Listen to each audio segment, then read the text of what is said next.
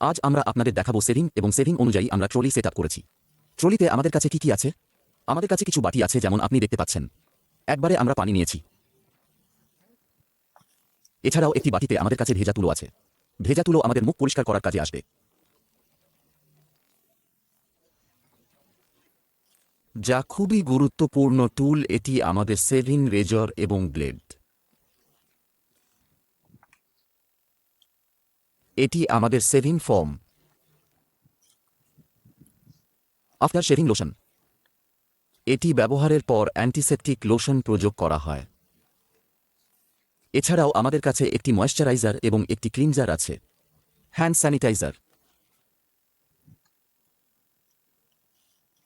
সবচেয়ে প্রথমে আমরা ক্লায়েন্টকে বসিয়ে আরাম দিয়েছিলাম, আর আমরা চেয়ারটিকে আমাদের প্রয়োজন অনুযায়ী সেটি সামঞ্জস্য করেছি এবং আমরা মাথাটিকে পিছনে করেছি।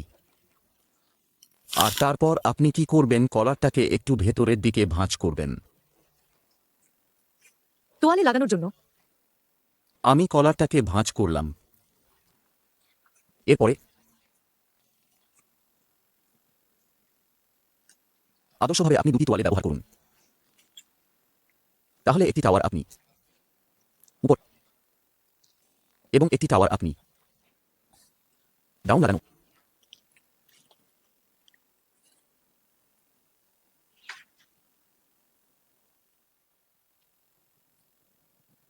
আপনার ক্লায়েন্টের পোশাক পুরোপুরি ঢেকে গেছে ধুলায়। ক্লায়েন্ট প্রস্তুতি শেষে আমরা হাত স্যানিটাইজ করব।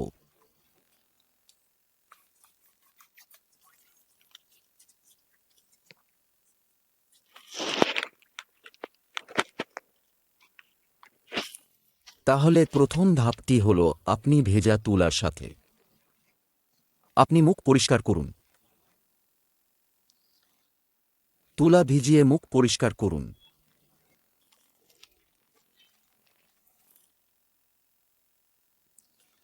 আপনার মুখ পরিষ্কার করার সময় যখন আপনি ভেজা তুলা ব্যবহার করছেন, তখন খেয়াল রাখবেন যে আপনার যে চুলের বৃদ্ধি আছে তার দিকেই আপনার স্টকগুলো করতে হবে। প্রথমে আমরা আমাদের ফেস ক্লিনজিং মিল্ক দিয়ে পরিষ্কার করব। এটি দুটি কাজ করবে। একটি আপনার যে দাড়ি আছে তার চুল নরম হবে, ফেস ক্লিনও হয়ে যাবে।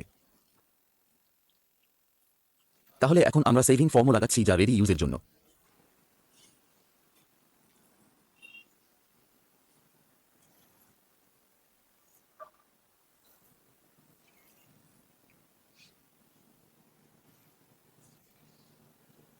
এই কাজ আমাদের হাতে করতে হবে।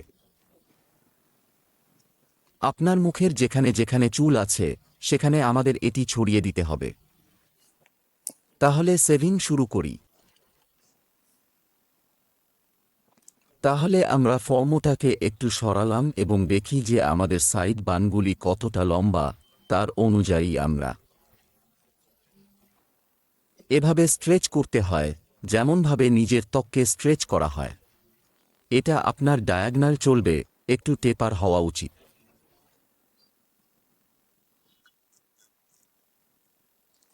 তাহলে এই যে আপনার বর্জ্য, আপনি এটি একটি টিস্যুর উপরে রাখুন।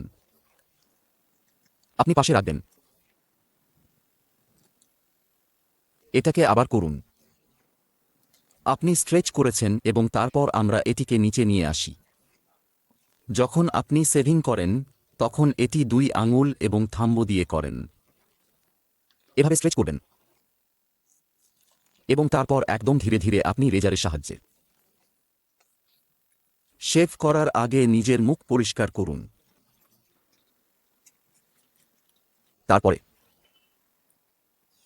আপনি এতে লোশন লাগানোর পর,